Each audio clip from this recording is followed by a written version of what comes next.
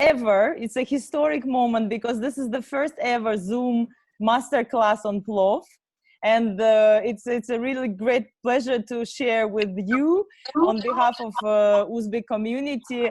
I would like to thank each of you for your contribution, for supporting our campaign, and also sharing this an hour of lesson with the most famous chef in Uzbekistan. We also would like to sort of just a bit of housekeeping, so how your 1 hour will go. So Bahriddin will show you a plov, the beginning of plov, how to make the first preparation, because plov consists of 2 parts. And then when he will move to second part, we have some surprises for you, some musical surprises for you in the second part of the video. So to start with Bahriddin, he will have explanations in Uzbek with English translation. If you have your comments, please put them in the chat, and we will ask them. But you will also be able to ask Chef questions at the end of the session.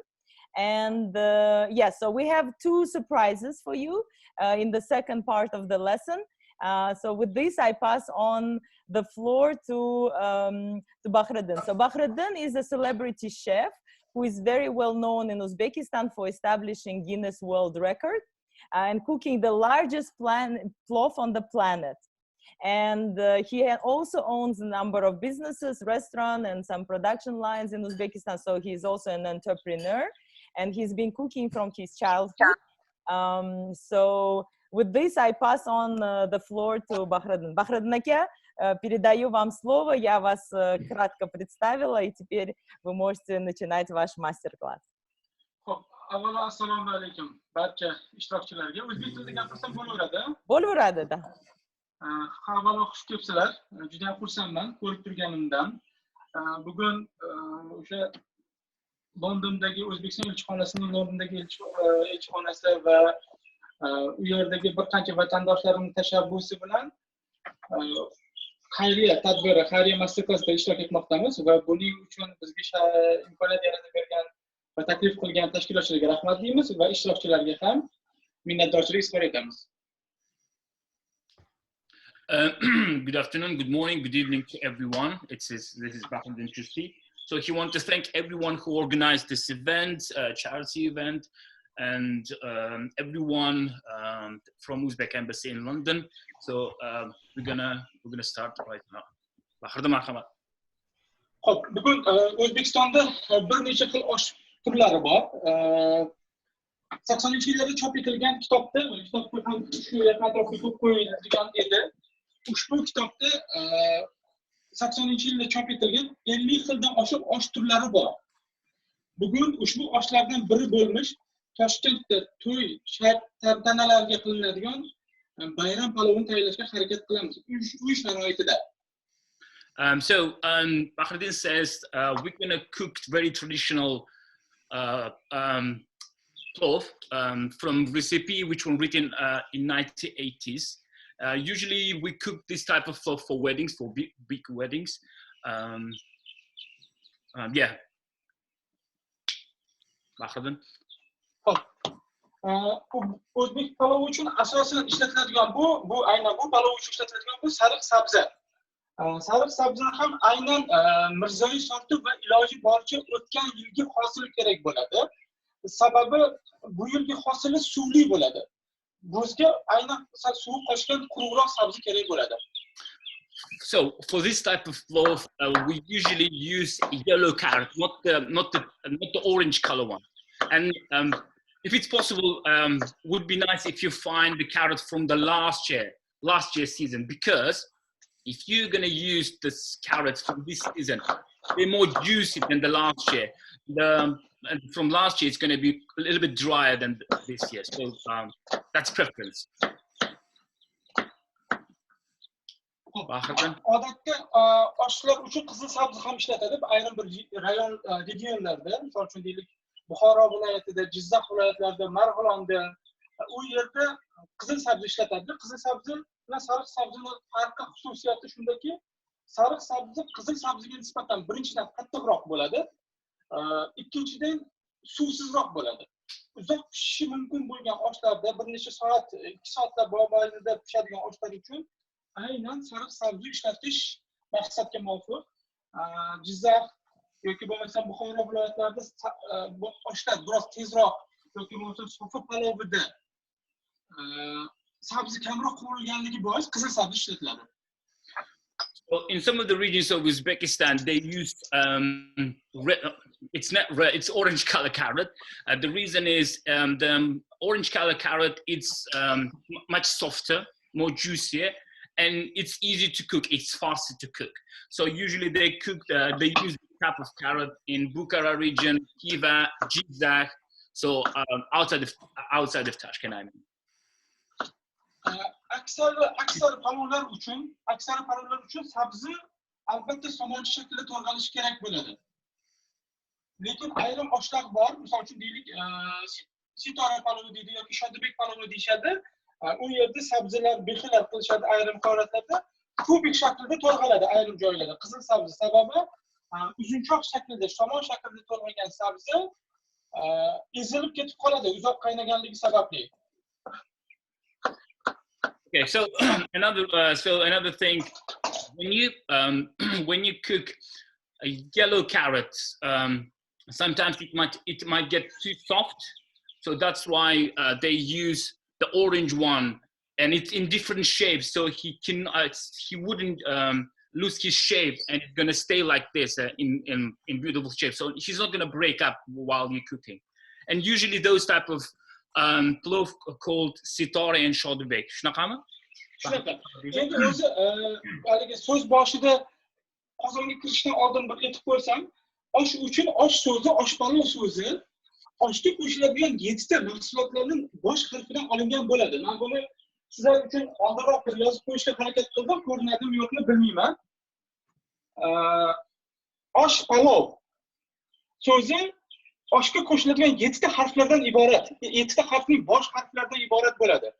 Ya'ni as you see, ladies and gentlemen, oshpalov there is 7 letters, and each letter presents the one ingredient. So as you see, like oshpalov, and Chustiy prepared us, Bahriddin prepared us to see the graphics. So which letter represents what? So you can see on your screen. Marhamat, Bahriddin. Ko'rib turganingizdek, bu eng asosiy mahsulotlar bu yog', eng asosiysi yog', keyingisi sholi bu guruch, piyoz, eski turkiy yozuvda ayos bu sabzi, lahm bu eski arab so'zida go'sht, farsiy tilda suv va asosiysi veta bu tuz mahsulotlar kerak bo'ladi. So I don't think I need to translate this, so you can see the ingredients by each letter, ladies and gentlemen. Thank you. Bo'ldi, tushunarli? Tushunarli, rahmat. Xo'p, bo'ladi. Xo'p, men bu qozonni yoqdim. Ko'rib turganingizdek, go'shtning qaysi qismi olinadi? Endi go'sht haqida to'xtaladigan bo'lsak, oshga iloji boricha payli qismlari deymiz-ku, mana postning go'sht emas-da, ya'ni quruq go'shtlar emas, aynan payli qismlari. Ayrim holatlarda qo'y go'shti ishlatiladi, bu son yoki qo'l, mol go'shti ishlatadigan bo'lsa, masalan, aynan o'sha qo'llarni yoki bo'yinlarni aynan mushak qismlari ishlatiladi, mushakli joylari mazali chiqadi. So when we choose the meat, ladies and gentlemen, it's the preference. It's more tender part of the meat, which is as much as I know, it's as much Bahriddin said, it's shoulders and leg. So when you use the lamb or beef. Birinchi o'rinda kelinglar, yog' quyib qo'yaylik, yog' isigunga qadar guruch haqida qisqacha to'xtalib o'tishga harakat qilamiz. So now we're going to prepare our pan, and we're putting some oil. Qanaqa yog' qo'yamiz, Bahriddin? Xo'p, o'zi osh uchun odatda ayrim osh turlari bor. 1 kilo oshga 300-350 gram yog' kerak bo'ladi. For 1 kilogram of oshpalov, ladies and gentlemen, we will need 300 or 350 oil. Qanaqa yog'? Ayni damda biz misol uchun deylik pista yog'i deymiz, palto'lishni maslar ishlatyapmiz, lekin imkoniyatdan kelib chiqqan holda ayrimlar paxta yog'i ishlatish mumkin yoki bo'lmasa mana Pribaltikada bo'lganimizda o'sha Finlandiya tarafdan Oltazorda gul yog'ini ishlatgan joyimiz bo'lgan. Ba'zi joylarda nima deydi? Vinogradni ko'kishi deydi, uzum danagini yog'idan ham boshqagan holatlar bo'lgan. Ya'ni imkoniyatdan kelib chiqqan holda qizishi mumkin bo'lgan va hidi juda o'tkir bo'lmagan yog'larni o'simlik yog'larini ishlatsa bo'ladi. So what kind of oil we use? At the moment we're using rapeseed oil, but Bahriddin said in some cases they also use grape seeds oil as well, which doesn't smell very strong. So if you're choosing the oil, make sure that it's not going to smell very strong, ladies and gentlemen. Thank you. O'simlik yog'i 300 gram o'simlik yog'i qildim va 50 gramga endi ayrimlar uchun ajablanib ko'rishi mumkin. 50 gram bu dumba yog'ini qo'shib sababi bizga o'zbek oshxonasida bu narsani odatda qilish yog'ga yana ham oshga mazali ham beradi. So we put 50 grams of so in Uzbekistan we have different types of lamb. So we're using literally lamb fat. It's tender lamb fat for 50 grams for oshpalov.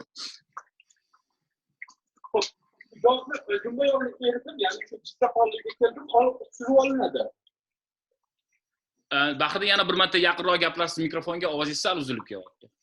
Xo'p.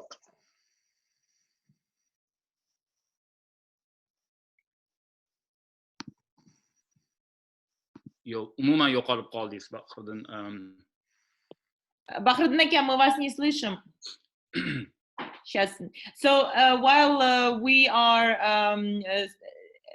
turning on the sound, I just want to add that, guys, you don't need to take notes. We will share with you a step-by-step guide that we prepared by email for you to receive. I think some of you have already received an email, so we will share the email. Also, small correction, when Bahriddin was explaining oil, he also said that you can use cotton oil made of cotton seeds.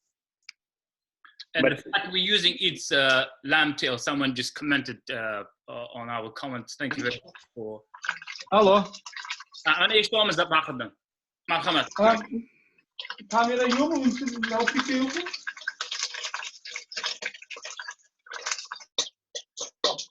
Texnik noqullik bo'lib turganidan eshitilyaptimi? Eshitilyapti, faqat kamerani bir tomonga o'girasiz, chunki sizni chapni ko'ryapmiz. Yo'q, mana endichi.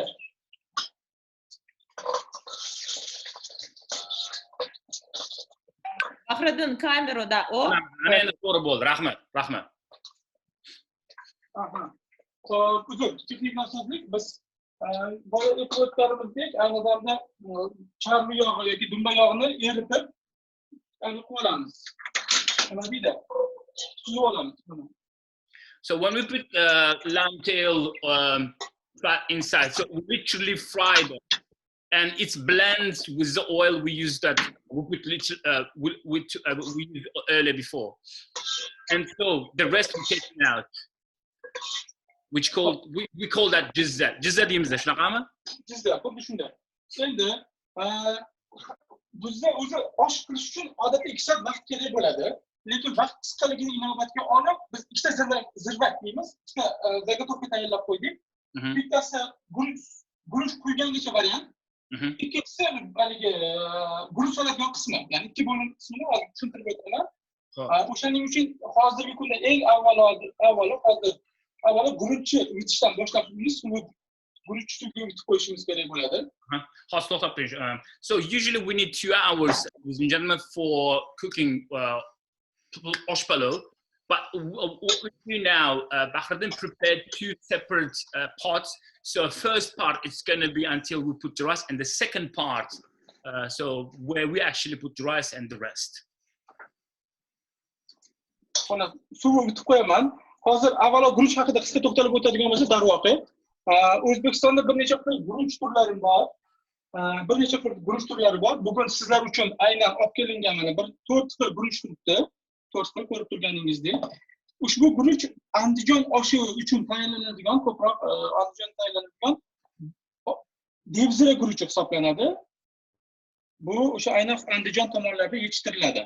Bunisi esa Cho'ng'ara guruchi Farg'ona viloyatida yetishtiriladi.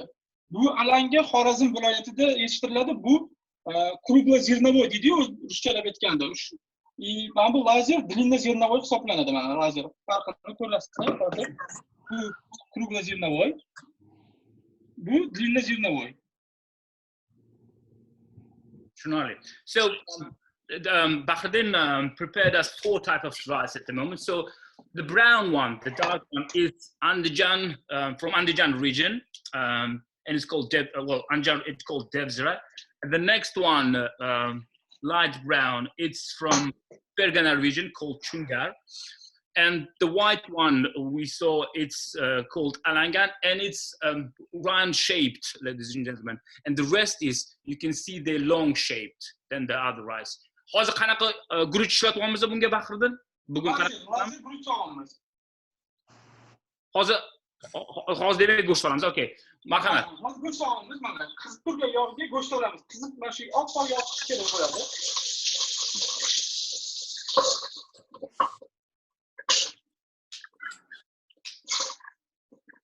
So, dear friends, when the oil is ready, so first thing we put is like a meat.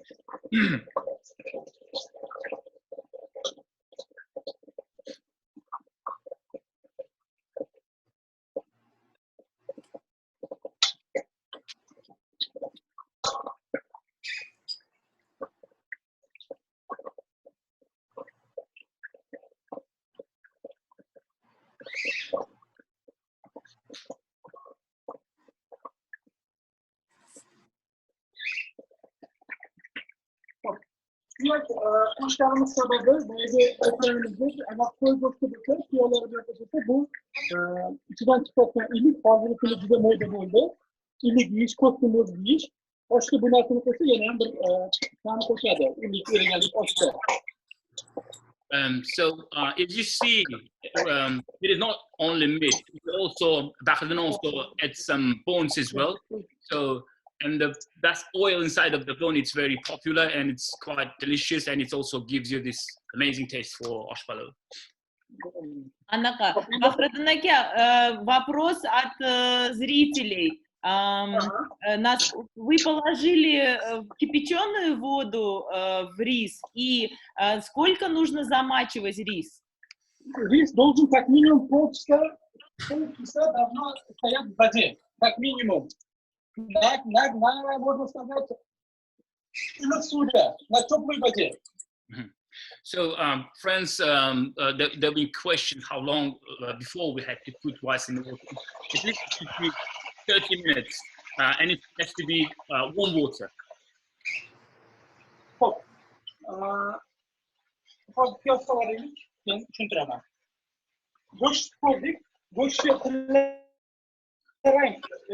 Zalotista deydimi?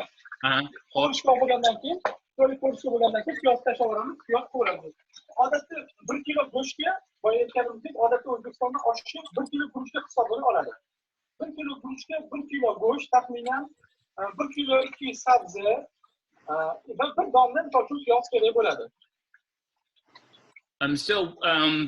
We fry meat about when it turns in gold color. That's how I explain Bahriddin. And next, what we put is onions. So usually for 1 kilo meat, we use 1 kilo rice and 1 big onion. Endi kapkir haqida to'xtaladigan bo'lsak, odatda 2 xil kapkir bo'ladi. Ya'ni 2 xil degani bir necha xil bo'ladi albatta. Lekin ko'rish uslubi mana bunaqa kapkirlar bu osh uchun qilinadi.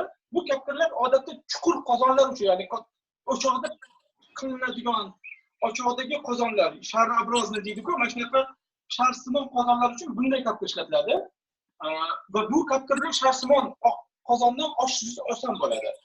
Uy sharoitida qilingan qozon, tekis qozonlar uchun odatda mana bunday kapkirlar ishlatish maslahat beriladi. Sababi tegi to'g'richa bo'lgan qozondan bunaqa kapkirda ovqat suzish oson. Mana buni esa juda qiyin hisoblanadi. So as you see, there is 2 types of spoon for cooked oshpalov. If it's if your pot is roundabout, it's like a shape of the earth, so easier to cook with the third spoon. Bahriddin showed us. And if it's like a box shape, so it would be easier to cook your osh palov with the second spoon, which Bahriddin showed us earlier. Bu kapkirlar biroz kattaligi uchun, qozonim kichkinaligi uchun men buni ishlatdim. Endi biroz osonlik va qulaylik bo'lishi uchun. And then at the end of the day, ladies and gentlemen, use the spoon which you feel comfortable. Endi 1 kilo oshga odatda 30 gram tuz hisoblanadi. 30 gram tuzni 15 gramini zirvatga tashladi, 15 grami guruchga hisoblanadi. So for 1 kilo osh palov, we use 30 grams of salt. So we divided that 30 grams into two, like 15 grams and 15 grams. So first 15 grams we drop into the on top of the pot where we have meat and onion, and the rest we put in a rice with the water on the sides.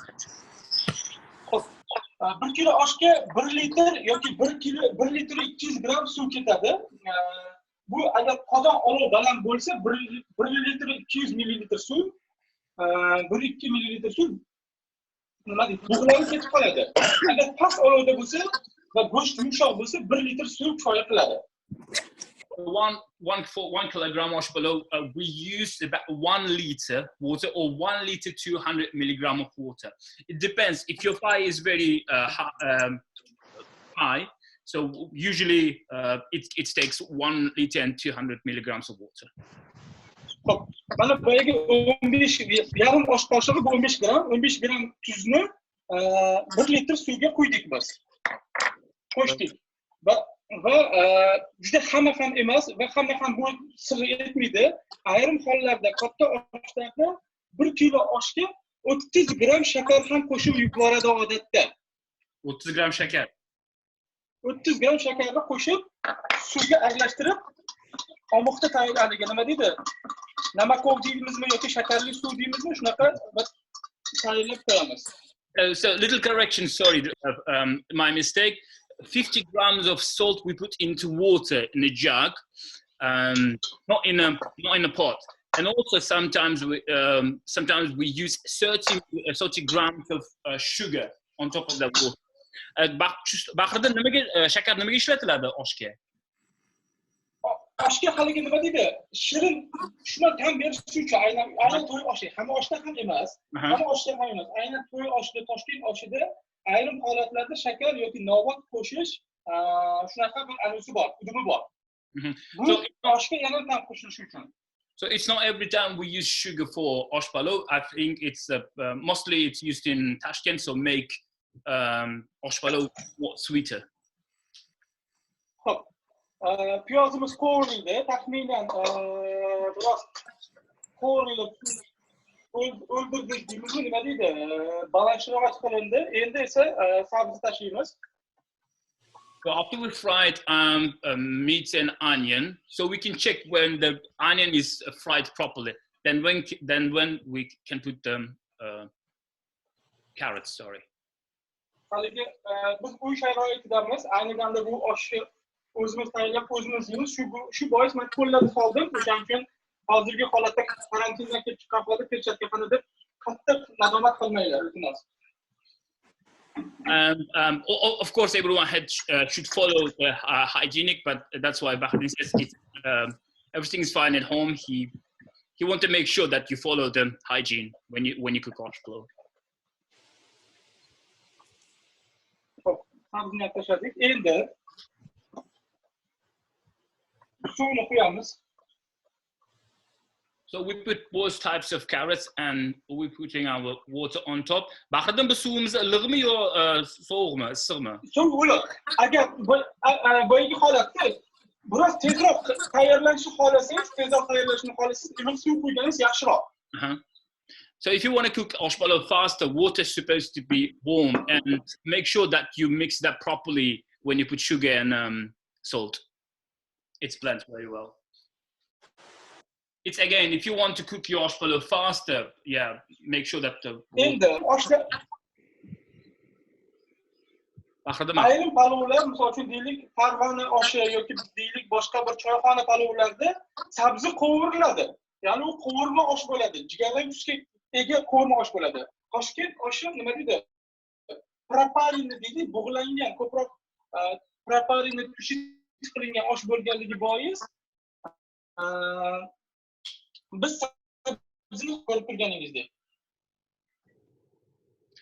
So in some of the regions in Uzbekistan, they usually fry onion, but not in Tashkent. In Tashkent, they steam it, as we do now.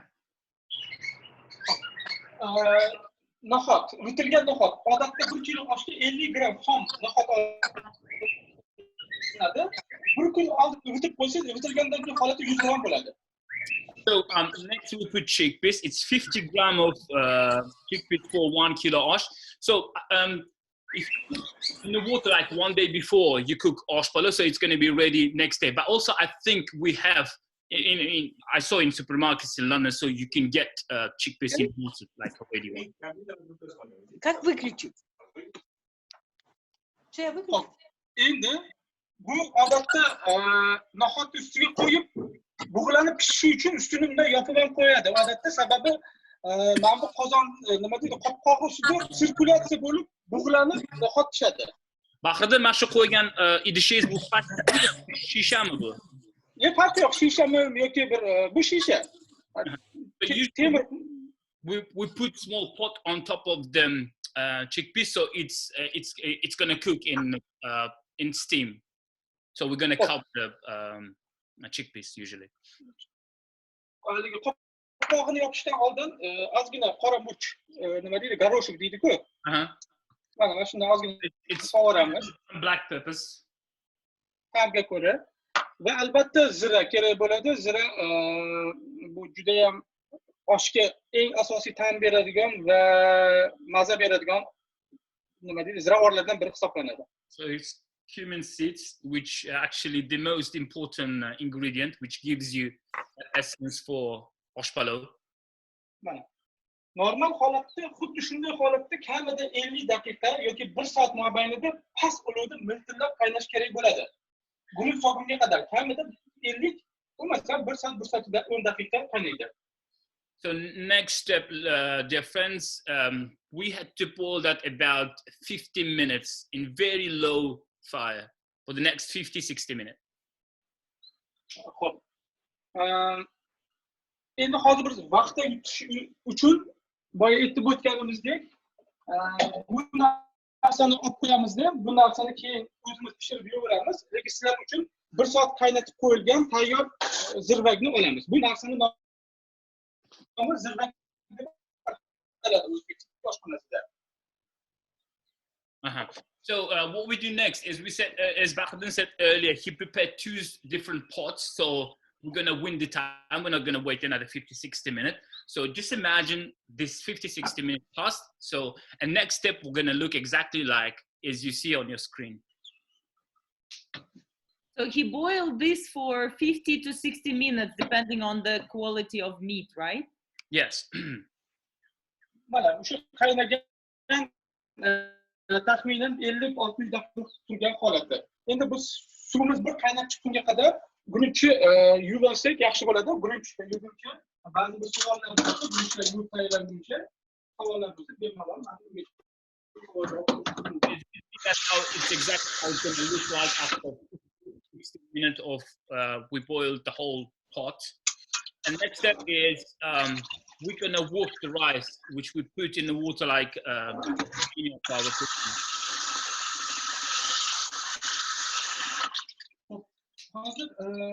Hozirgi holatda biz guruchdan oldin odatda mayiz, kishmish qo'shiladi. Osh mayizda odatda mana bunday ko'rishga bo'ladi. Ya'ni rangida qora ham emas, boshqacha ham emas, mana qizg'ish rangida bo'ladi. Bu aynan osh uchun mo'ljallangan mayiz. Bahriddin, yana bir marta sal balandroq gapirasiz, eshitilmayapti yaxshi ovozingiz, iltimos. Xo'p. Guruch solishdan oldin odatda oshga kishmish qo'shiladi. Oshga ya'ni mayiz deydi, mayiz qo'shiladi. Osh mayizi odatda mana bunday qizg'ish rangda bo'ladi. So the next step, dear friends, it's dried raisins. So that's how it look like. Qanaqa qanaqa nima bo'lishi mumkin? Qanaqa turlari ko'proq to'g'ri keladi? Xo'p, mana qora bo'lmasa bo'ldi. Qora magiz oshni qoraytirib qo'yadi. Bunda donasi yo'q-a? Nima deysiz? Donasi yo'q, donaga yo'q. Keyin mana bunda sarig'i ham bor. So you can use two types of raisins. They seedless. Make sure they're seedless and make sure they shouldn't be black. So it's either brown or yellow color raisins. Sultan, Rahmat Otabek. Just one more point. So if you use black raisins, it can change the color of your plov. So that's why it's really essential to use only the yellow raisins.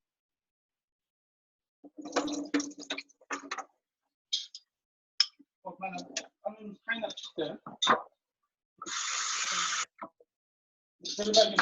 Oldinroq qaynab qo'yilgan bu. Qozonni olib qo'yamiz.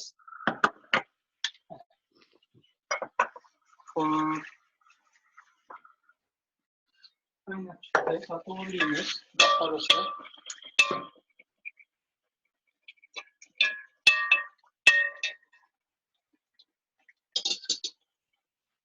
Bo'ldi. Xo'p, magizimiz odatda 1 kilo osh deganda bu o'sha 1 kilo guruchni nazarda tutib aytyapmiz. Tayyor holatdagi osh bu 3 kilo 700 atrofida, 3,5 kilo, 3 kilo 700 atrofida chiqishi kerak. The size of the plov, some weight of the plov, with all ingredients, it's going to be around 3 kilos and 3.5 kilos of osh palov. 1 kilo o'sha boya aytganimdek 1 kilo guruchga odatda 100 gram magiz ishlatiladi. Katta oshlarda normal holatda 100 gram boyagidagi qizil magiz ishlatadi. Men biroz farqli bo'lsin deb sizlar uchun maxsus bunaqa sariq guruch magiz ham qo'shishni 50 ga 50 qo'shib oldik. So usually for 1 kilo osh palov we use for 1 kilogram rice osh palov we use 100 grams of rice. In this case, Bahriddin put each types of raisins 50 gram each to make it nice, different color, different style. Qo'yildi, boya guruch uvitildi, yuvildi, magizni ham yuvishdan chiqmasa yuvib soldik biz. So whatever we put in the pot, we have to wash before. We wash the raisins, we wash the rice. Xo'p, ayrim oshlarga ayrim holatda qo'shimchalar qilinadi. Bu zirbakka, misol uchun chesnok qo'yadi, bu nima deydi, ba'zi birovlar o'zi xohlagan uchun. Ayrimlar garimdori qo'shib damlaydi. Ayrimlar ayniqsa choyxona palov uchun limon qo'shib damlash urf bo'ldi oxirgi paytlarda. Barchaga ma'lumki, qo'y bo'ladi va albatta u insonda qon bosimini ko'taradi, davleniyasini oshirib oladi. Damlangan, pishgan limon oshga biroz nordon ta'mi bilan ishtaha ochsa, bor odamlarga balans deydi, balansировать deydi, shunaqa. Mo'tadillik o'zbekchalar aytganda bo'ladi.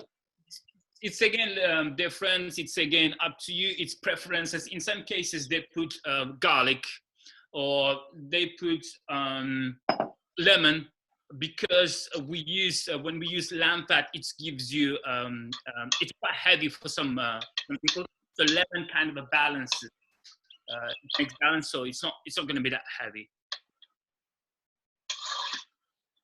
Boyagi sizda bo'lsa 15 gram tuzni yoki yarim osh qoshiq tuzni suvga solgan edik zirbak uchun. Endi qolgan 15 gramini, taxminan yarim osh qoshiqni guruchga sovoramiz. So at the very beginning, you saw 50 grams of salt put into water, and the next 15 grams on top of the rice now.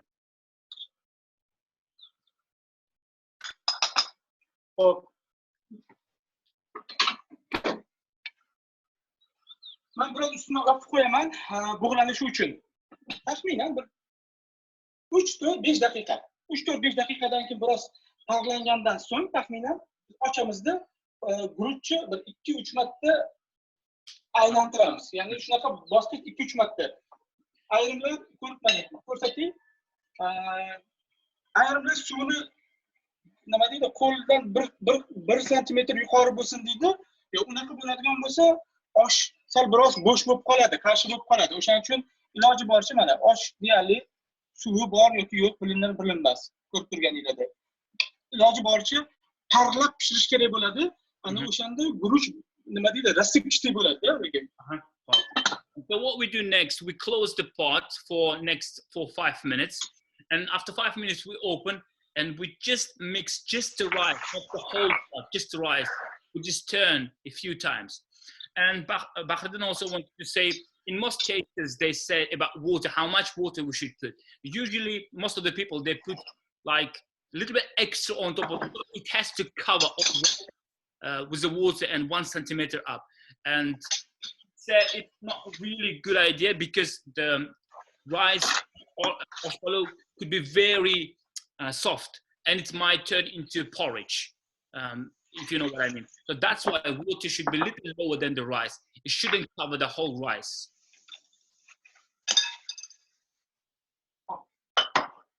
Rahmat. Agar savollar bo'lsa, bora bir savollarni qilamiz.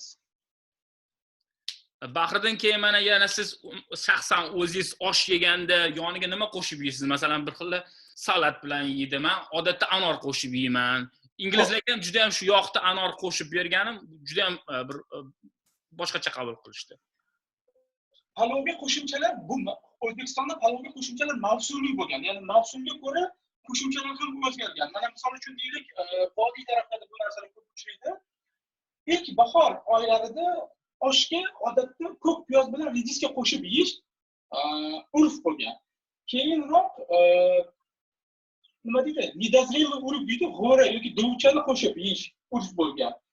Oshga qo'shib yeyiladi, ya'ni osh bilan birga damlanadi. Ayrim holatlarda biroz mavsumdan so'ng, ya'ni g'o'ralar o'sha o'rib pishgandan so'ng olcha deymizmi, chereshka deymizmi, o'sha olchani danagidan ajratib, o'shani oshning ustiga qo'shib yeyilgan. Yoz mavsumlarida ayrim joylarda uzum qo'shib yeyilgan holatlar ham bo'lgan. Kuzga kelib anorga aylanadi. Qishga borib anorning o'rniga turib aylanadi. Lekin yoz mavsumida anor bilan birga nima deydi? Uzum bilan birga achchuq yoki shakarop salat ham qo'shish odat bo'lgan. Yoki bahorda qatiqli salat ham qo'shib iste'mol qilish odat bo'lgan.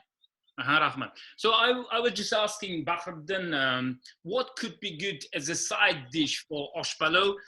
Because especially when in Uzbekistan, usually we do tomato and cucumber salad. What he says is it depends from the season. For example, if you do oshpalov in early springtime, we usually use on the side reddish and green onions. Or if it's summertime, sometimes we could use pomegranates. Or in some cases, in some regions of Uzbekistan, they use even cherry, or seedless cherry or grape. Bahriddin aka, тут от нашей публики есть вопрос вам. So we have one question from the audience. When you put the rice in, what should be the size of the fire? Siz anaqa guruchni solganingizda balandligi qancha bo'lish kerak olovni balandligi? Mana taxminan miltilab o'rtacha olovda bo'lishi, baland olov bo'lish kerak emas, ya'ni. Baland olov bo'lsa, o'zi shunda ham suvimiz kam. Baland olov bo'lsa, barcha suvlar bug'lanib ketib qoladida, guruch pishishga ulgurmaydi. O'shaning uchun juda baland bo'lmagan olovda miltillab qaynayotgan darajada bo'lish kerak. So the fire, after putting rice, the fire shouldn't be very high and shouldn't be very low, something in the middle. So make sure that the water is boiling very slightly, not very hard. So if it's too high, water might be steamed very fast and there's not going to be a chance that the rice is going to be cooked properly. So make sure you have middle fire. Somewhere in the middle.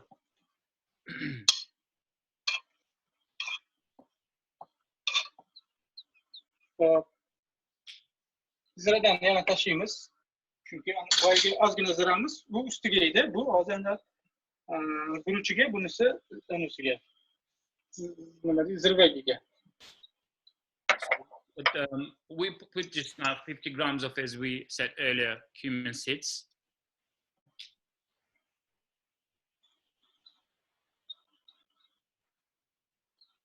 Vaqtimiz bormi hali? Ulguryapmizmi? Bor, yaxshi ulguryapmiz. Ha, bo'ldi. Eng asosiysi. Bahriddin aka, один вопрос. Когда лимон класть, если хочу положить лимон? Limon damlashdan oldin, pelib nakriyovanga kirishdi-da, o'shandan oldin. Hozir qo'ysam bo'ladimi? Mashq holatdami? Hozir birinchidan 2-3 marta ag'daraman-da, o'shanga 2-3 marta ag'darganimda limon menga xalaqit beradi. So there was a question, dear friends, when we can put lemon. We can put lemon at the very end, just before we close our pot. And what is the proportion of lemon juice to add to 1 kilo of rice?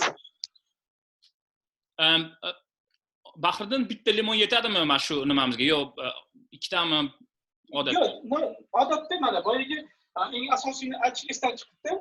1 kilo osh, ya'ni o'sha 1 kilo guruchga qilingan osh odatda choyxona sharoitida bo'lsa 6-7 kishiga yetadi. Restoran sharoitida bo'lsa, porsionni suzilganda 8-9 kishiga yetadi.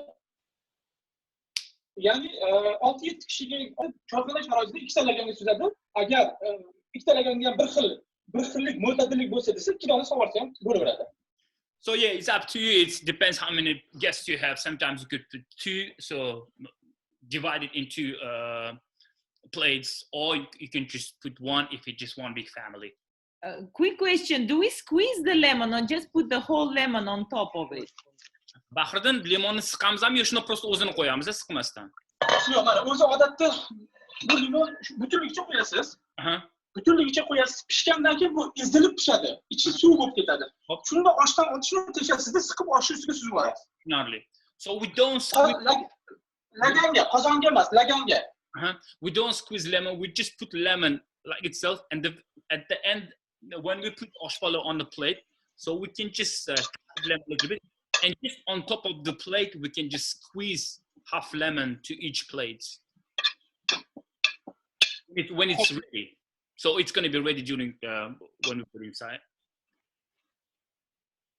Oldinlari ayrim joylarda hozir ham bor. To'maydi nisbatan. To'y oshiga eng asosiy masalalardan biri boya ta'kidlab o'tishimiz kerakki,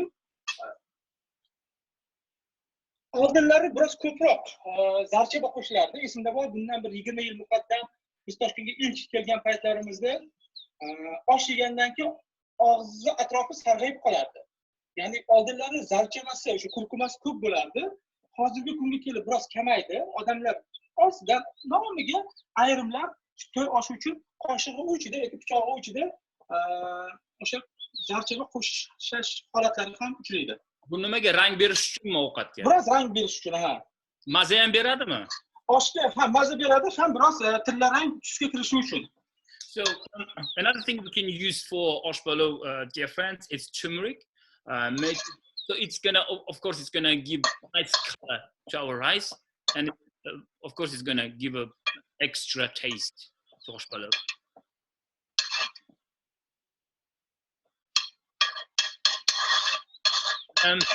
Bahriddin, bitta savol men eshitgandim, bu oshpalo o'sha Amir Temur davrida ham mashhur bo'lgan ekan.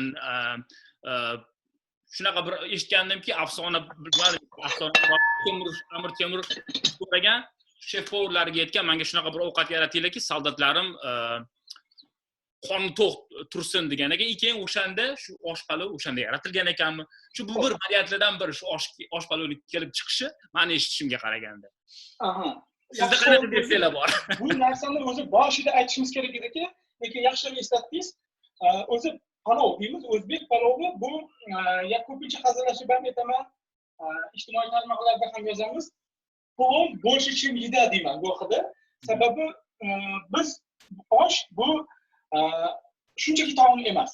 Osh bu qadriyat desak ko'proq bo'ladi, ana qadriyat desak to'g'riroq bo'ladi. Bejizga osh palovi UNESCOning nomoddiy madaniy merosidan o'rin olgan emas. Endi osh haqida to'xtaladigan bo'lsa, bir necha xil manbalar bor. Osh shunday narsaki, boya aytganingizdek, Amir Temur o'z askarlariga tayyorlagan taom hisoblanadi. va hattoki ayrim manbalarda yoziladiki, Ibn Sino o'zini bemorlarni palov bilan davolaganligi haqida ma'lumotlar bor. Va yaqinda duch keldim, o'sha eng so'nggi Usmoniylar davridagi eng so'nggi sulton Abdulhamid o'zini ayoli Parijdan kelganida o'zbek palovi bilan uni kutib olganligi haqida ma'lumotlarga duch keldim. Ya'ni aytmoqchi bo'lganim, palov biz palov bilan tug'ilamiz va palov bilan yashaymiz va palov bilan so'nggi manzilga kuzatiladi. Ya'ni aytmoqchi bo'lganim, bir so'zni aytganda, palov boyagi yuqorida aytganimizdek bizning ham madaniyatimiz, ham merosimiz, ham urfimizda. Rahmat. So we were talking about, I was asking Bahriddin where actually, we back to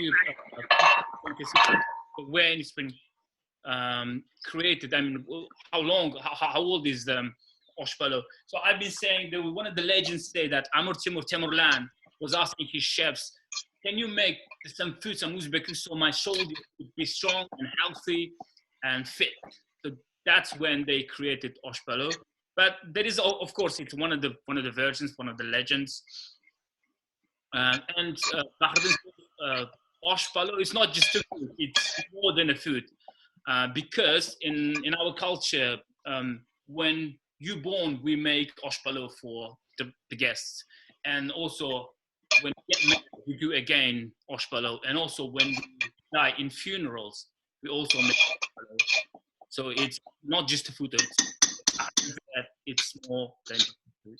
It basically, plov is an expression of generosity in our culture, and it is also now UNESCO protected as a national treasure recipe for us. And yeah, so it's very much part of our culture, part of our legacy, and part of us as a national identity. Rahmat Kamola.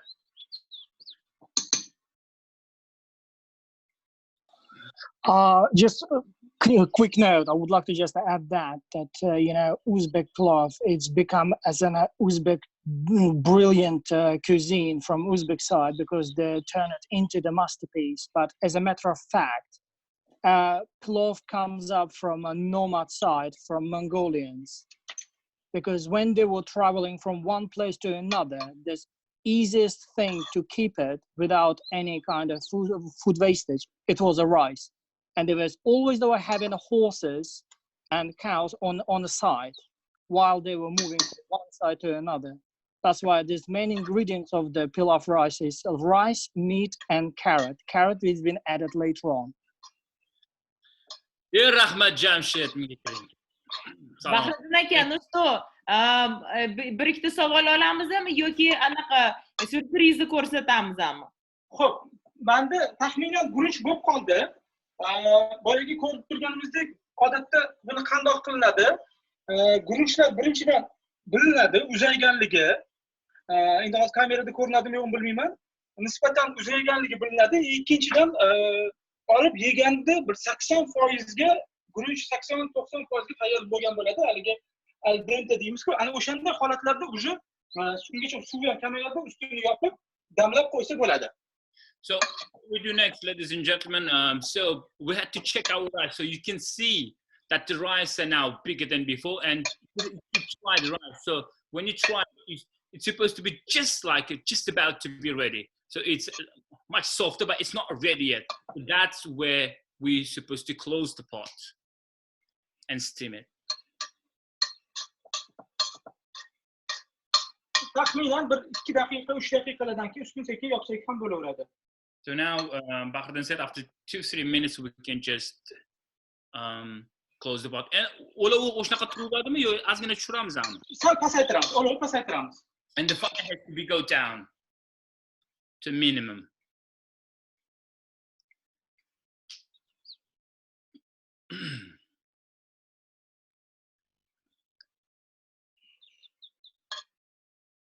Xo'p. Bu deyarli bo'ldi. Odatda ayrimlar oshni nima deydi, go'rka deydimi? O'rtaga to'plab damlaydigan holatlar bor. Katta oshlarda bunaqa to'plab o'tirilmaydi. katta ishlarda shundoq ham bo'lsa shundoq qo'yilaveradi. Lekin biz bu sharoitda bo'lgan uchun mana hamma ko'rib o'rgangan holatda qilib qo'yganmiz. Atak bunaqa qilmasa ham bo'laveradi. It's again preference. Different people build like a hill, like a hill from the rice, but it's also again up to you. Degandan keyin qanchadan keyin so'lovni o'chiramiz? Odatda 15-20 daqiqa turiladi kamida. Kamida 15 bo'lmasa 20 daqiqa turiladi. Olovni minimalni qildim. So the fire goes to minimum, ladies and gentlemen, and we close the pot for another. When we close the pot, we get for another 15-20 minutes. Üstü yaptım. 15-20 daqiqada, o'sha 15 daqiqa kamida bo'lmasam 20 daqiqada turib, past olovda dimlab qo'yamiz. So the fire goes to minimum, and another 15-20 minutes, then it's going to be ready. Bahriddin, limonni solmaymizmi? Yo'q, limon solmadim, boyagi og'ziga etib qo'ya qoldim. Odatda choyxona palovlarga ishlatiladi. Qo'y go'shti bo'lgani uchun, balansiramaslik uchun. Bu yerda hozir qo'y go'shti emas, choyxona palovi emas, o'shaning uchun qo'ya qoldim. Lekin qo'yib yuboringmi? It's again up to you. And hammaga har xilda. Masalan, it's again up to you. If you want lemon, you could add the lemon. It's preferences again. How do you feel? Yeydigan o'zingizku. Plus, bu 15-20 daqiqa tayyor bo'lguncha haligi syurprizimizni boshlaydimi? Kir moshinani ko'rsatish mumkin. Qolaversa biz osh bo'lgunga qadar shokolad yoki achishuk salatni tayyorlaymiz. So we're going to wait another 15 minutes until it gets ready. And in that time, we also can prepare our side salad or whatever you would prefer your osh palo.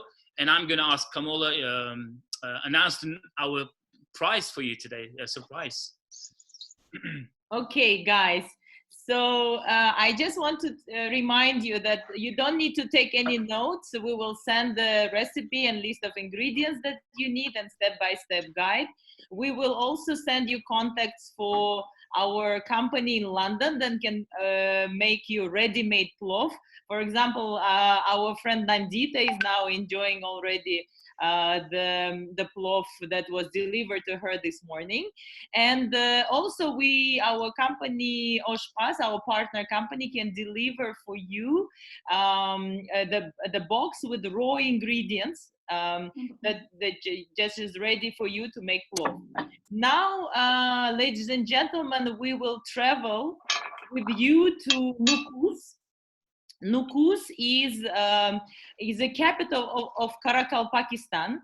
Is on the shores of Aral Sea, the infamous Aral Sea. And for 3 minutes, we will show you the way we celebrate the plov when it's ready, because plov for us is part of our culture. We celebrate it in art, in poetry, in music, in dance. And our most famous dancer, basically he's #1 in Uzbekistan. He's the lead dancer of the national state dance company, which is called Navbahor. So our lead dancer will show you the dance which we dedicate to plov. Sherzod aka, marhamat. Rahmat. So Sherzod is the winner of the top talent competition in Uzbekistan. He's the, as I said, lead dancer of the national company and most famous dancer in Uzbekistan, dancing for you live from capital of Karakal, Pakistan, Nukus. Можно начинать? Да. Спасибо.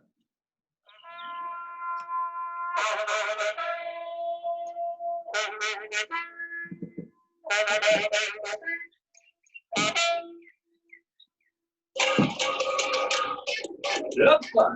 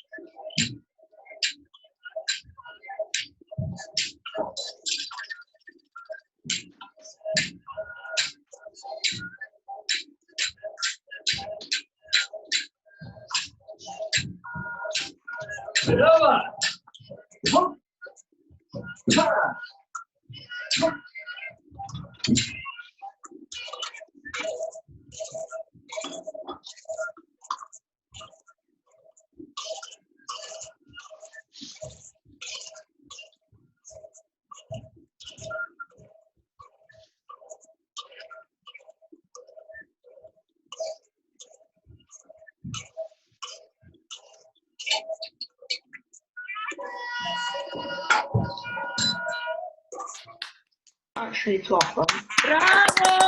Bravo, Sherzod! Молодец, молодец. Ой, Супер, спасибо. особенно с ложками понравилось. Sherzod, мне понравилась ружбайка тоже на стене. Спасибо. Ахмад. Sherzod, спасибо огромное.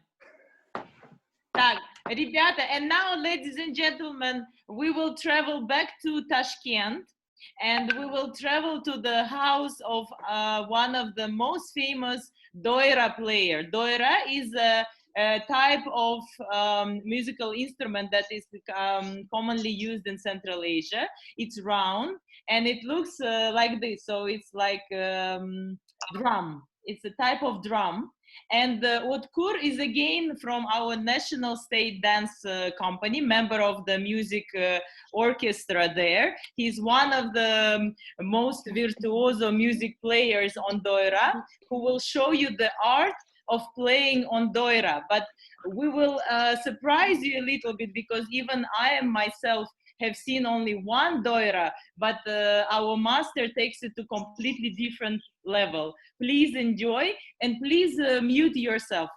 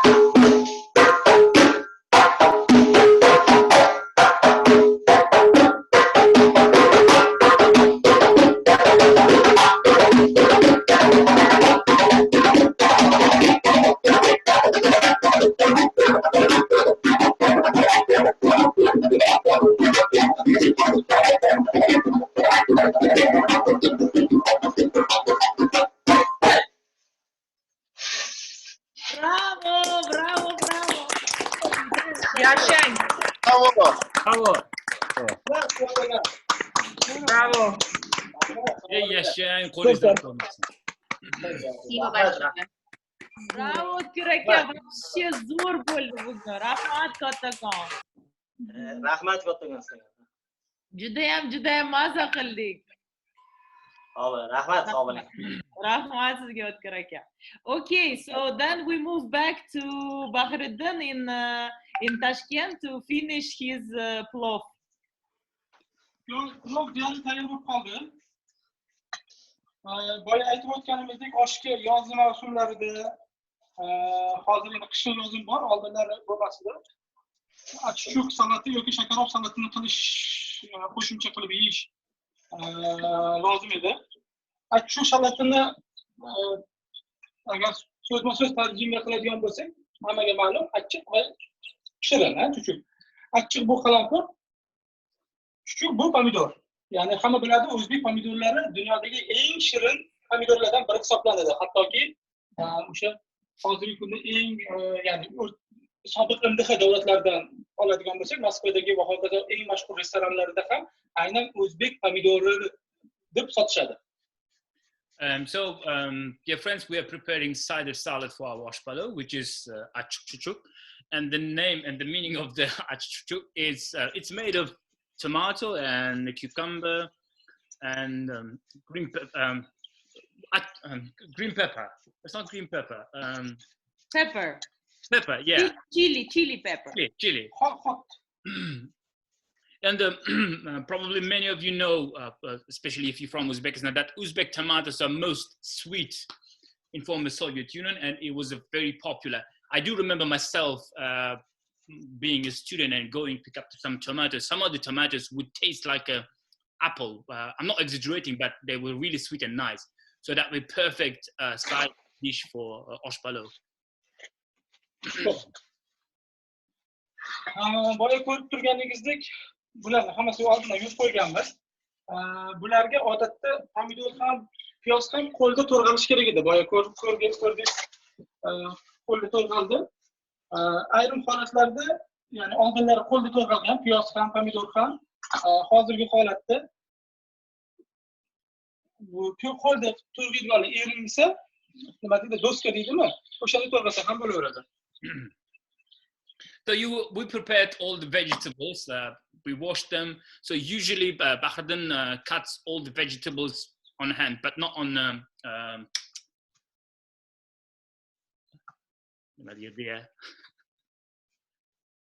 so not on the table. So as you see, that's how he does. So to'g'ri gapiryapmanmi? Orada to'g'rilab turing, Jahongir aka. Jahongir aka ko'proq ma'ni to'g'rilasizlar. So basically, we don't cut the tomatoes on chopping board, but we cut them on our hands, holding, because that's when the shape and the juice will be preserved in the tomatoes. And of course, we think, I know we have a lot of Italians here today, but we believe that Uzbek tomatoes are the best in the world.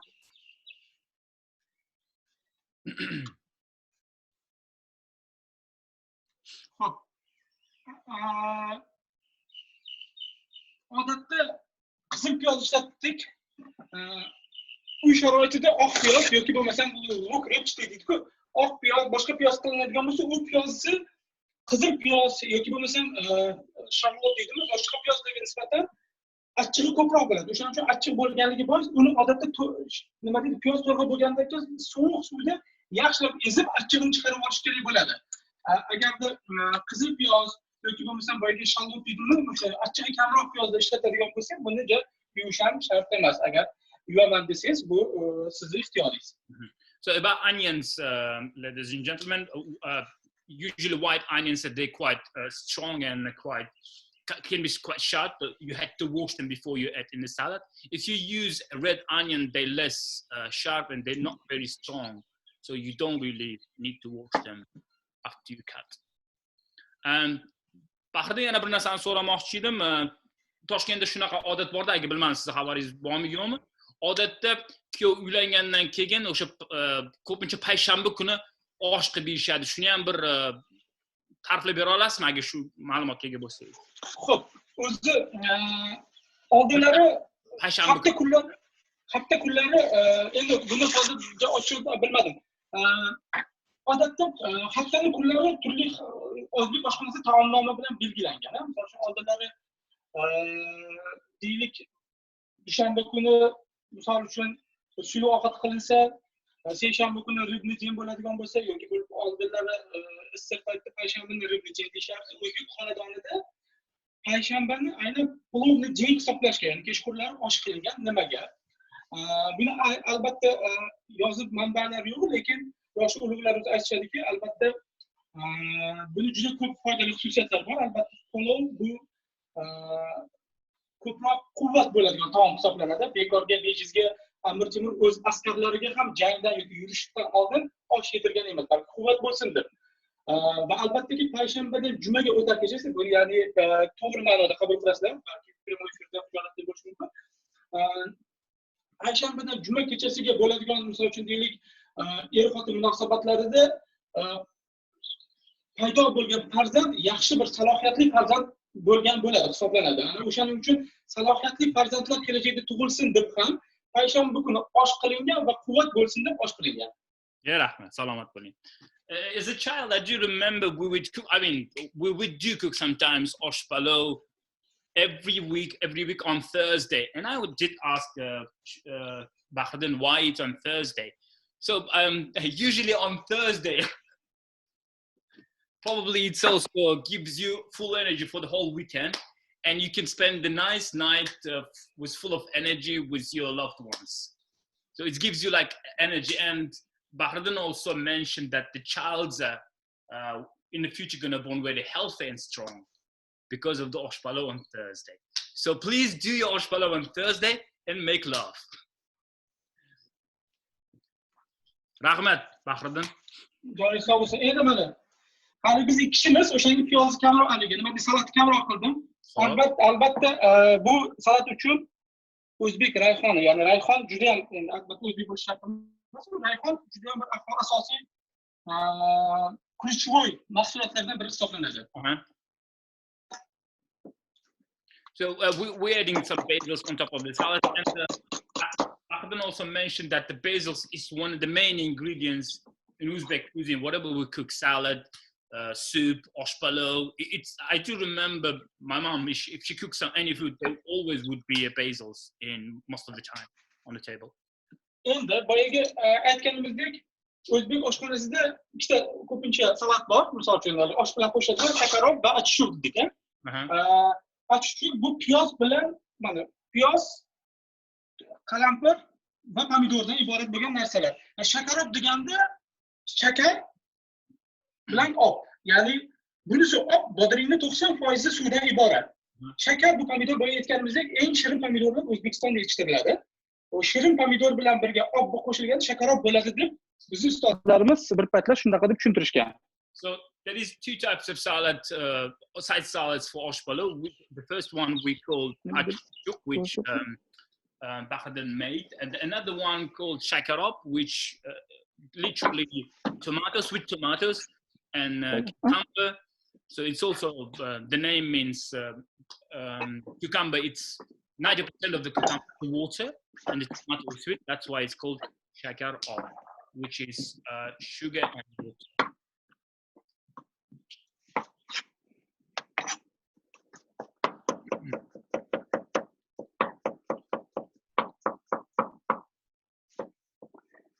Ozgina bodring ham qo'shib yubordim.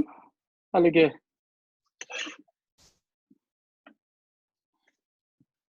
keyin Bahriddin mana boya jizzani starter sifatida bersak bo'ladimi nom bilan oq taom? Bo'ladi. Darvoqe boya aytib o'tmadim. Odatda to'y marosim bo'lganda katta osh qilinadi. Qiziq urushlari bor. O'zbek oshini, misol uchun bu oshlar odatda to'y marosim, turli xil ma'raka marosimlarda qilinadi.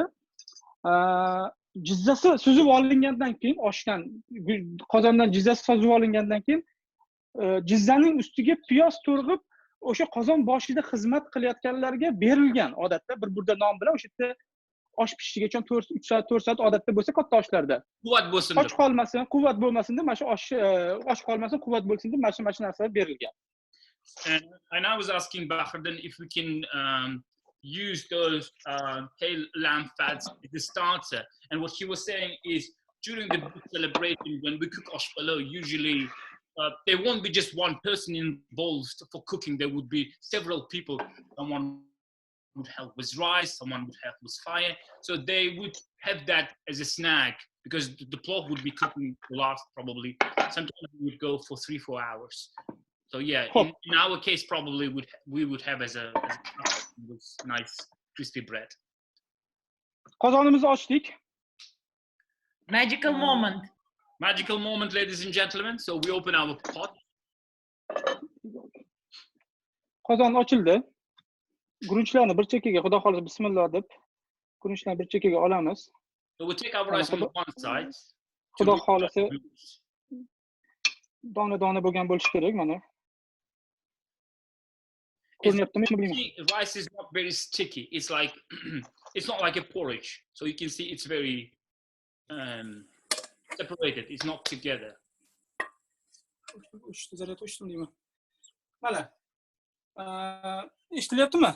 Eshitilyapti. Hozir sal ko'targan. Mana go'shtlar xudo xolisa boya 1 soat 1,5 soat turgandan keyin go'shtlar mana bunaqa ezilib ketish kerak. Mana ko'rib turibsiz, sal issiqroq ekan. Men hozir bu yoqqa olib qo'yaman. Ko'rasizlar mana bitta. Go'shtlarni suzib olamiz ustiga. Meat supposed to be baked. Literally, when you take it, it's literally baking up to parts. And we take our meat on the side first before we mix it up everything.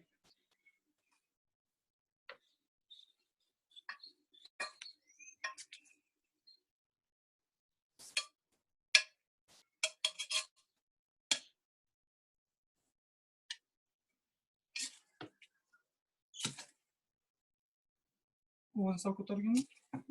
Tanasi o'chdi menimcha. Menda ishlamayapti. Senda ishlayapti? Eshityapmiz, Bahrom. Ovozi sal balandroq qo'ying. Bemalol. Shuni qo'yib tashlang. Naushnikni bilmayman, o'chib qoldi. Lekin menda eshityapsizlar degan umiddaman. Yaxshi eshitilyapti. Juda ham yaxshi eshitilyapti. Narsa eshitmayapman. Naushnikni zaryadni qo'yishim, zaryad eshitdimi?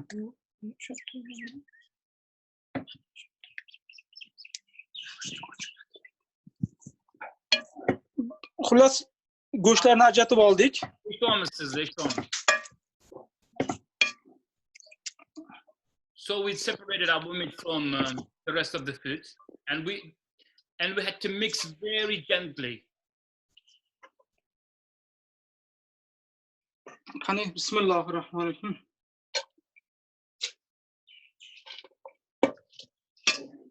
Bahriddin keyfi osh suzganda ham idishga bog'liqmi? Sopol idishmi, chinnimi, temirlaganmi? Bunga ham qattiq bir nima bormi? Hozir ovoz umuman eshitilmayapti nimagadir. Hop, bo'ldi. Men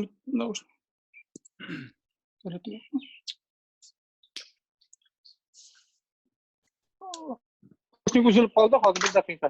Hech qisi yo'q. Ana ishladi. Endi takrorlayverasiz. So'rayotganim, osh suzayotganda laganga ham qanaqadir bir nima bormi? Nima deydi? Qolagan laganimizga sursak bo'ladimi? U chinnimi, sopolmi, temirlaganmi? Endi farqi yo'q. Endi o'zbek sharoitida milliy osh bo'lgandan keyin milliy laganlarda suzish urf bo'lgan.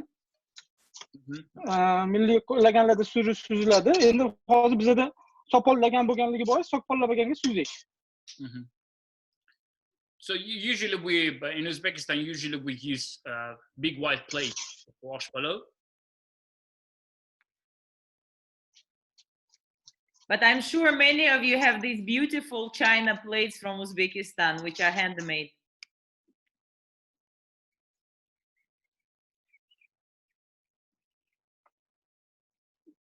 Ovoz yo'q bo'ldimi? Eshitilyapti, eshitamiz. Orada bir narsalar bo'lyapti, bir qanaqadir xabarlar kelyapti o'shanga. Yaxshi eshitilyapti. Go'shtlarni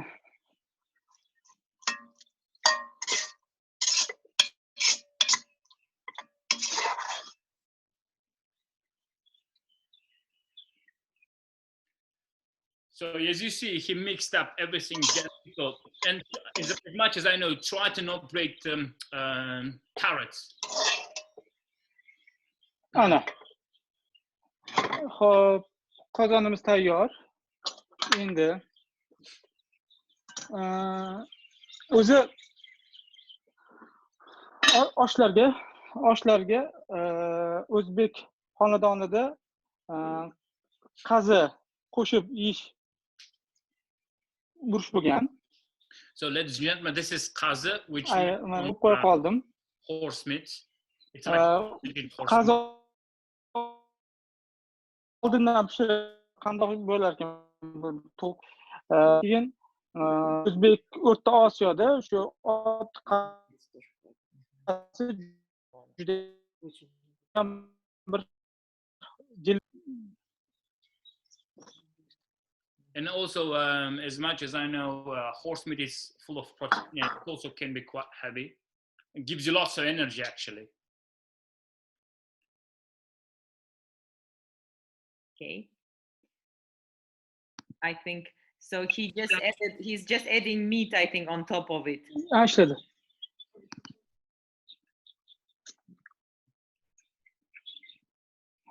Yeah. Eshitilyaptimi? Eshitilyapti. Bizda nimagadir olmay qolyapti, o'shanga bo'ldi. Davom etavering, eshitilyapti. Bedana tuxumlarini ham men oldindan pishirib qo'ydim. Bedana tuxum nima bo'ladi ingliz tilida? Podskazka qilib yuboringlar. Quail eggs. Quail eggs. Rahmat. This is boiled quail eggs we had to prepare before, and as you see, it's azza, which is horse meat. So horse meat sausage. Yeah, horse meat sausage. It's smoked, is it, Kamola? No, it's boiled. Boiled. It's boiled in water, yeah. But it's with spices, so horse meat with spices. It's beautiful. It's amazing. So as you see, Bahriddin at the moment he adding the last. Ko'rinyaptimi yo'qmi? Juda ham yaxshi ko'rinyapti. Zo'r akaxon, yaxshi zo'r. O'xshadimi, o'xshamadimi? Jahongir akalar, Muzaffar akalar shu oshni qilib yurgan, yeb yurgan mutaxassislar sifatida fikr bildirishsa to'g'riroq bo'ladi. Bugunga qadar mana bu salatni men tuz qo'shib, bu salatga tuz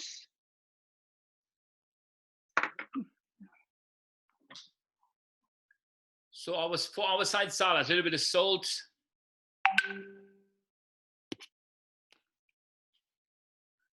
And usually I put a little bit of olive oil on top when I do side salads.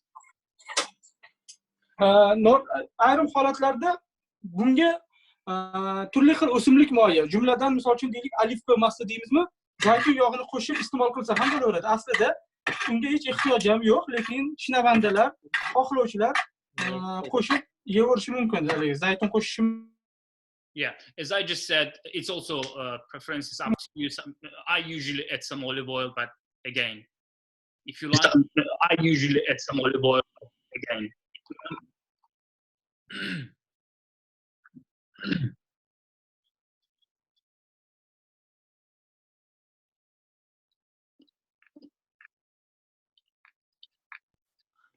Okay, then this is it. This is it. Ladies and gentlemen. That looks absolutely amazing. Bahriddin aka, rahmat, kattakon. It's absolutely gorgeous. Bahriddin juda mazali ko'rinyapti. Albatta sizga yoqimli ishtaha tilaymiz. Bahriddin aka, Ruki возьмите сфотографируем один раз. Xo'p, hozir. Mana ko'rindimi? Normalmi? Да, потрясающе, потрясающе. Очень классно. Men haligi tabiiy yorug'lik bo'lsin deb quyosh sovuqga qo'yib qo'ydim men. Yaxshi ko'ryapti. Guys, any questions? I know we run over time, but you can still ask questions. Не, questions нет, но remark, rahmat. Ayniqsa, Bahriddin aka, спасибо за объяснение farqidaligi. Shakarov bilan achutyo'ni farqini мы не знали. Я думал только в названии салатах диалекты между странами, этими городами. Rahmat sizga shunchalik tushuntirib berganingizga. Jamshid is saying that he didn't know the difference between salads, so that the explanation was really useful. Endi asosiy masalalardan o'tgan safar xabar keluvdi. O'tgan safar hozir narigi mikrofonni o'chirilib, eshitilyapti. Xo'p, eshitamiz. Xo'p. Mana bu 300 quyoshga 365 kun deb nomlangan kitobimiz. Buni bir dona ekzemplari bor ayni damda. Men o'zimcha o'ylayapman.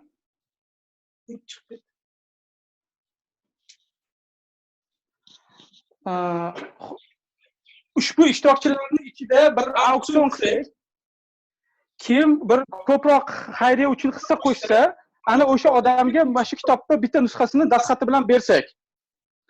Bu birinchi fikr. Bu kitobning bitta nusxasini shu bundan 2 yil oldin, 3 yil oldin Londonga borganimizda o'sha qirolichaning kutubxonasiga ham elchixonani xodimlari bilan birgalikda topshirib kelganmiz va umid qilamizki, bitta nusxasi u kishining kutubxonasida ham mavjud deb umid qilamiz.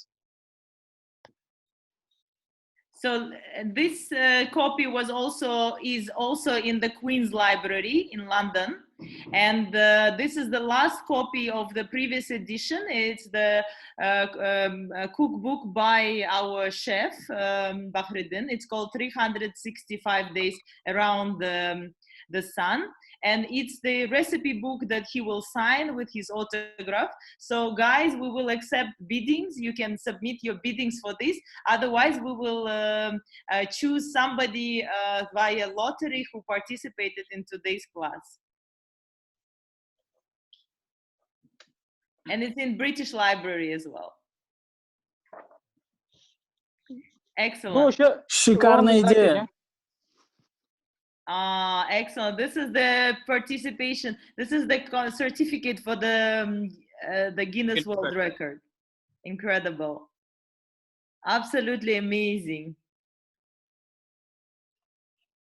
Bahriddinga rahmat kattakon. Katta rahmat. Mazza qildik. Rahmat. Bahriddin rahmat. Спасибо. Sizlarga ham rahmat. Rahmat deb qo'ying. Спасибо. Ushlab turganlarga ham, hamma xizmat qilganlarga rahmat. Mana osh, mana salat. Rashid aka rahmat sizga ham. Salom bo'ling. Вот классно.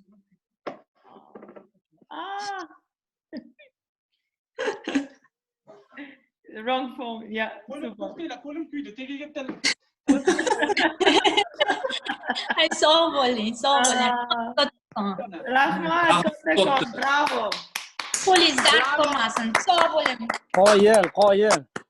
Rahmat sizga.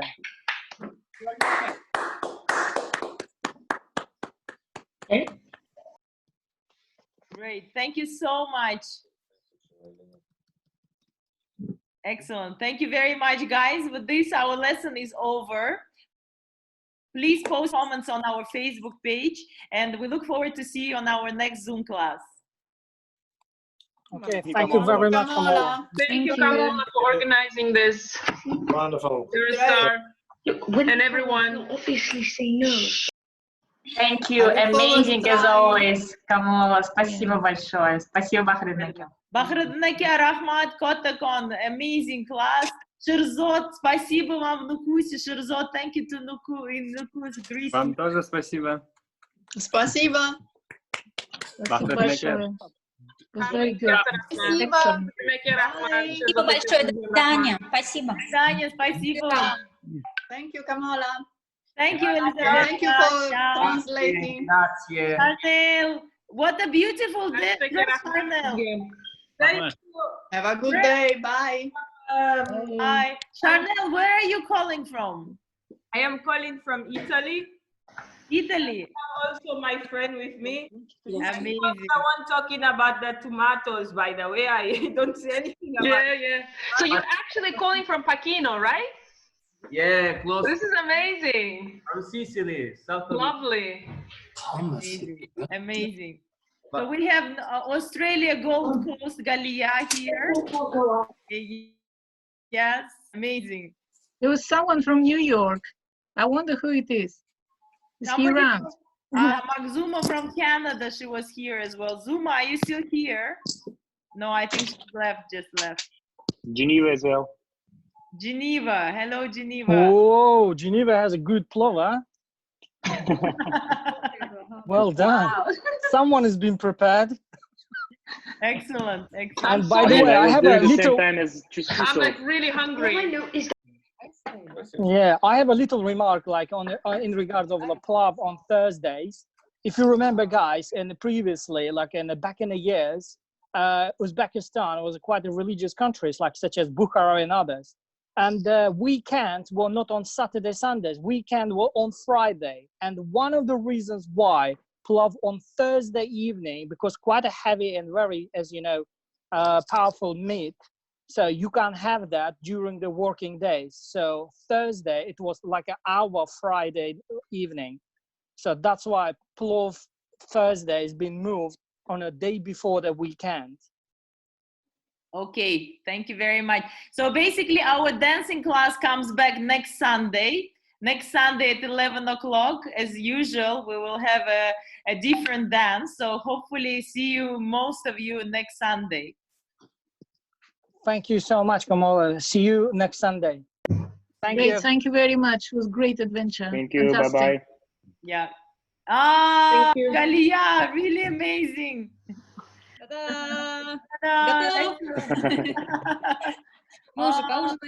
So nice to see you in Australia, all the Uzbek cutlery and the plate and everything. Конечно, все с собой. Потрясающе, потрясающе. Камола, вот мы хотели поделиться. Мы вот используем вот такой вот Sainsbury's Raisins and Cranberry Set вместо изюма. Очень вкусный плов получается, вот если кто хочет. Да, я подтверждаю, я тоже это пользуюсь по вашей рекомендации. Да, очень вкусно, прям похож на наш узбекский. Вот, если кто хочет посмотреть. Спасибо, Камола. Камол, спасибо. Rahmat. Good to know. Супер. Sherzod, таки танец с пловом я не видела никогда. Вообще шикарно получился. Потрясающий Спасибо танец, большое. очень необычный, так профессионально, Как потрясающе. тарелка у вас оттуда сюда перешла? Как вы ее двигали? А там настоящий плов был в тарелке? Нет, пластмассовый, я думаю. Рис настоящий только. Ого! Но он приклеен к тарелке? Да, приклеен. Окей, мальчики и девочки, всех целую, до воскресенья. Спасибо. Пока-пока. Спасибо всем еще раз. Пока-пока. Пока, счастливо. Пока. Всем пока. Пока.